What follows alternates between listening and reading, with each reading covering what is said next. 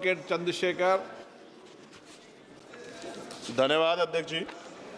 अध्यक्ष जी, देश आज़ाद हुआ 1947 में, लेकिन ये जो जातियां हैं जिनको आज हम विमुक्त जातियों के नाम से जानते हैं, 1871 के अपराध जनजाति अधिनियम के तहत इनको अपराधी जनजाति घोषित किया गया था। तो ये 1952 में आज़ाद हुए, 5 साल बाद।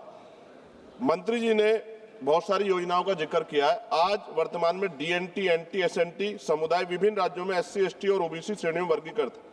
मैं मंत्री जी जानना चाहता हूं, क्या इस मंत्री जी के पास इनकी संख्या की जानकारी है कि इनकी संख्या क्या है, और जो योजनाएं बताई हैं उनके आंकड़े हैं कि कितने लोगों को उसका लाभ मिल रहा है? क्योंकि इनकी हालत अध्यक्ष जी बहुत बुरी, और इनको क्योंकि ये जैसा मंत्री जी की पलायन करते हैं तो वास्तविकता में इनको पूछने वाले, इनके साथ कोई अपराध हो जाता है तो सुनवाई नहीं होती, और इनका जो पुरानी पीढ़ी तो चली गई सर, जो नई पीढ़ी आ रही है वो क्या मुख्य धारा में कभी नहीं जुड़ पाएगी?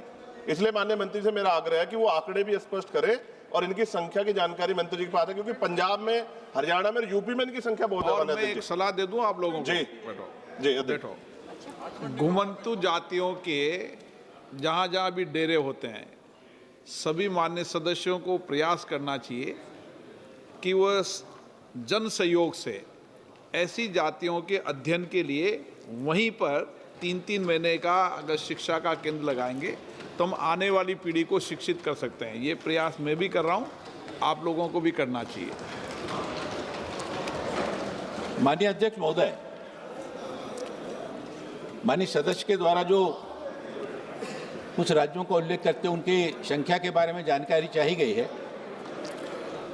इस संबंध में 2015 में इदाते आयोग बनाया गया, 14 में बनाया गया, जिसने 2015 में अपना कार्य प्रारंभ किया और 2017 में अपनी रिपोर्ट प्रस्तुत की। लगभग 15 करोड़ की अनुमानित संख्या आयोग के द्वारा बताई गई।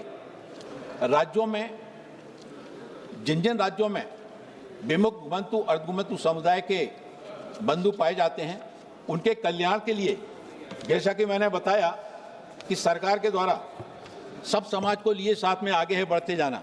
हम समाज के जो सबसे अंतिम पंक्ति के अंतिम छोर पर रहने वाले जो बंधु हैं, उन बंधुओं के कल्याण के लिए जो सीड योजना के अंतर्गत सारे राज्यों में काम किए जा रहे हैं, इसमें आजीविका घटक के अंदर उनको सशक्त बनाने के लिए, उनके युवाओं के शैक्षिक सशक्तिकरण के लिए, निःशुल्क कोचिंग के लिए, उनके स्वास्थ्य बीमा के आयुष्मान भारत योजना के अंतर्गत कार्ड बनाए जाने के लिए, और प्रधानमंत्री आवास योजना के अंतर्गत उनको आवास उपलब्ध कराए जाने के लिए सरकार के द्वारा इस संबंध में काफ़ी तत्परता से काम किए जा रहे हैं।